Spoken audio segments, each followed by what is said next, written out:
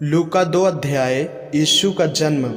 उन दिनों में अगुस्तुस कैसर की ओर से आज्ञा निकली कि सारे जगत के लोगों के नाम लिखे जाएं।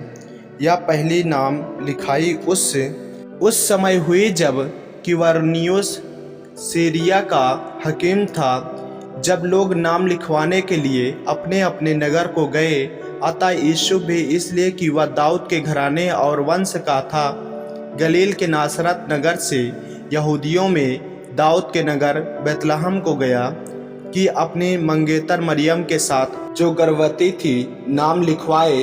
उनके वहाँ रहते हुए उसके जनने के दिन पूरे हुए और वह अपना पहलौठा पुत्र जनी और उसे कपड़े में लपेटकर चरनी में रखा, क्योंकि उनके लिए सराय में जगह न थी। स्वर्गदूतों द्वारा चरवाहों को संदेश।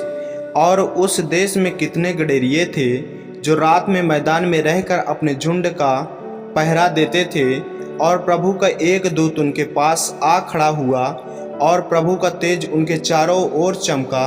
वे बहुत डर गए। तब स्वर्गदूतों ने उनसे कहा, मत डरो, क्योंकि देखो मैं तुम्हें बड़े आनंद का सुसमाचार सुनाता हूँ, जो सब लोगों के लिए होगा, कि आज दाऊद के नगर में तुम्हारे लिए एक उद्धारकर्ता जन्मा है, और यही मसीह प्रभु है।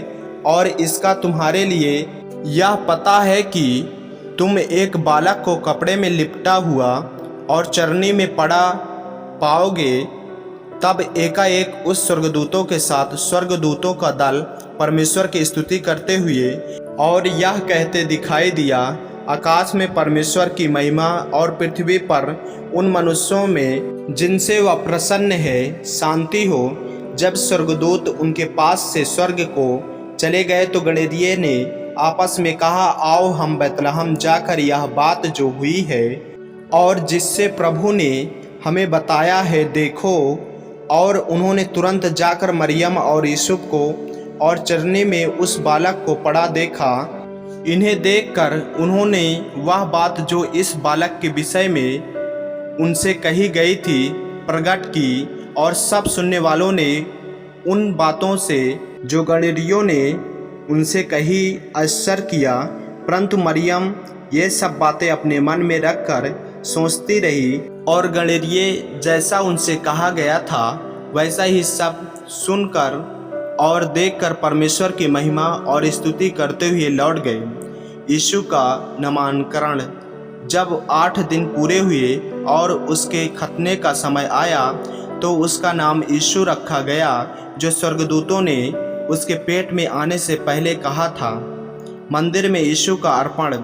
जब मूसा की व्यवस्था के अनुसार उनके शुद्ध होने के दिन पूरे हुए तो वे उसे यरूशलेम में ले गए कि प्रभु के सामने लाए, जैसा कि प्रभु की व्यवस्था में लिखा है, हर एक पहलौठा प्रभु के लिए पवित्र ठहरेगा। और प्रभु की व्यवस्था के वचन के अनुसार पंडुबकों का एक जोड़ा या कबूतर के 2 बच्चे लाकर बलिदान करे। सिमोन का गीत। यरूशलेम में सिमोन नामक एक मनुष्य था, और वह मनुष्य धर्मी और भक्त था और इस्राएल की शांति की बाट जो रहा था, और पवित्र आत्मा उस पर था। और पवित्र आत्मा द्वारा उस पर प्रकट हुआ था कि जब तक वह प्रभु के मसीह को देख न लेगा तब तक मृत्यु को न देखेगा। वह आत्मा के सिखाने से मंदिर में आया, और जब माता पिता उस बालक यीशु को भीतर लाए कि उसके लिए व्यवस्था के रीति के अनुसार करें, तो उसने उसे अपनी गोद में लिया और परमेश्वर का धन्यवाद करके कहा, हे स्वामी, अब तू अपने दास को अपने वचन के अनुसार शांति से विदा करता है, क्योंकि मेरी आंखें ने तेरे उद्धार को देख लिया है, जिसे तूने सब देशों के लोगों के सामने तैयार किया है, कि वह अन्य जातियों को प्रकाश देने के लिए ज्योति और तेरे निज लोग इज़राइल की महिमा हो। उसका पिता और उसकी माता इन बातों से जो उसके विषय में कही जाती थी आश्चर्य करते थे। तब सिमोन ने उनको आशीष देकर उसकी माता मरियम से कहा, देख, वह तो इज़राइल में बहुतों के गिरने और उठने के लिए और एक ऐसा चिन्ह होने के लिए ठहराया गया है जिसके विरोध में बातें की जाएगी, वरन तेरा प्राण भी तलवार से वार पार छेद जाएगा। इससे बहुत हृदयों के विचार प्रकट होंगे। हन्ना की गवाही। अशेर के गोत्र में से हन्ना नामक पानुएल की बेटी एक भविष्यवक्तिन थी। वह बहुत बूढ़ी थी और विवाह होने के बाद 7 वर्ष अपने पति के साथ रह पाई थी। वह 84 वर्ष से विधवा थी और मंदिर को नहीं छोड़ती थी, पर उपवास और प्रार्थना कर करके रात दिन उपासना किया करती थी। और वह उस घड़ी वहां आकर प्रभु का धन्यवाद करने लगी और उन सबों से जो यरूशलेम में छुटकारे की बाट जोहते थे उस बालक के विषय में बातें करने लगी। नासरत को वापस लौटना। जब वे प्रभु की व्यवस्था के अनुसार सब कुछ पूरा कर चुके तो गलील में अपने नगर नासरत को फिर चले गए। और बालक बढ़ता और बलवंत होता और बुद्धि से परिपूर्ण होता गया और परमेश्वर के अनुग्रह उस पर था। बालक यीशु मंदिर में उसके माता पिता प्रति वर्ष फसह के पर्व में यरूशलेम जाया करते थे। जब यीशु 12 वर्ष का हुआ तो वे पर्व की रीति के अनुसार यरूशलेम को गए।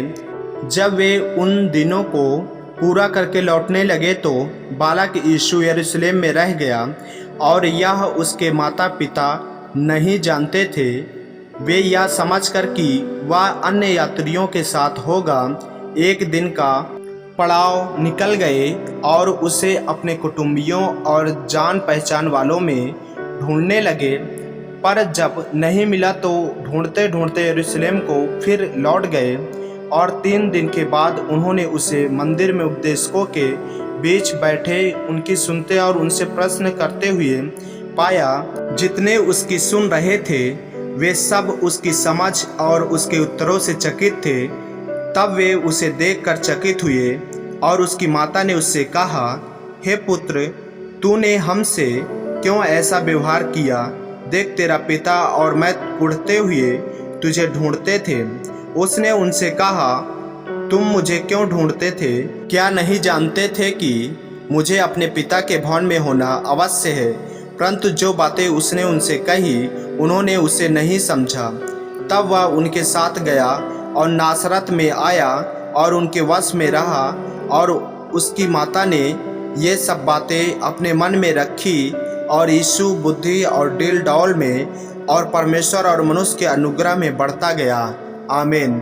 मेरे प्रियो, यदि आप इस चैनल पर नए हैं, यदि आपने अभी तक हमारे चैनल को सब्सक्राइब नहीं किया है तो हमारे चैनल को सब्सक्राइब करें और बेल आइकन के बटन को दबाएं ताकि वीडियो रोजाना आप तक पहुंच सके। जय मसीह की। प्रभु आपको आशीष दे।